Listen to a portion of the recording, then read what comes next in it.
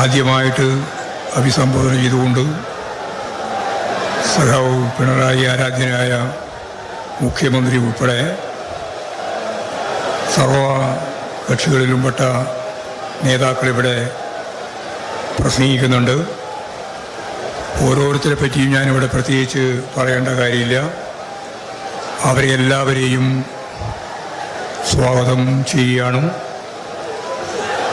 ഈ അനുസ്മരണ സമ്മേളനത്തിൽ അധ്യക്ഷം വഹിക്കുന്ന സഖാവ് എം.എ. ബേബി, പാർട്ടിയുടെ അഖിലേന്ത്യാ ജനറൽ സെക്രട്ടറി സഖാവ് എം.എ. ബേബിയെയും സ്വാഗതം ചെയ്യുന്നു. കഴിഞ്ഞ 2-3 ദിവസക്കാലമായി കേരളത്തിൻ്റെ ഒരറ്റം മുതൽ മറ്റൊരറ്റം വരെ ലോകത്തിൻ്റെ വിവിധ മേഖലയിൽ നിന്നുൾപ്പെടെ ഇന്ത്യയുടെ വിവിധ പ്രദേശങ്ങളിൽ നിന്നുൾപ്പെടെ ഇവിടെ എത്തിച്ചേരുകയും ഇത്തരം പരിപാടികളെല്ലാം പങ്കെടുക്കുകയും ചെയ്ത, ഇപ്പോൾ പങ്കെടുത്തുകൊണ്ടിരിക്കുന്ന നിങ്ങളെല്ലാവരെയും സ്വാഗതം ചെയ്യുന്നു.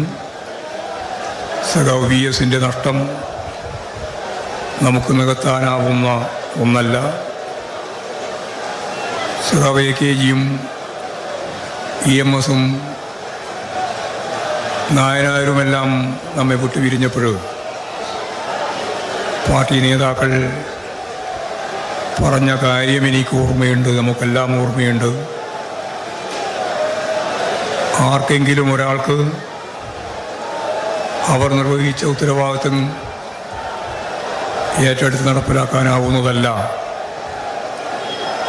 എല്ലാവരും കൂട്ടായി നടത്തുന്ന ഒരു പ്രവർത്തനത്തിലൂടെ മാത്രമേ നമുക്കിത്തരം മഹാരഥന്മാരായ നേതാക്കളുടെ വിടവ്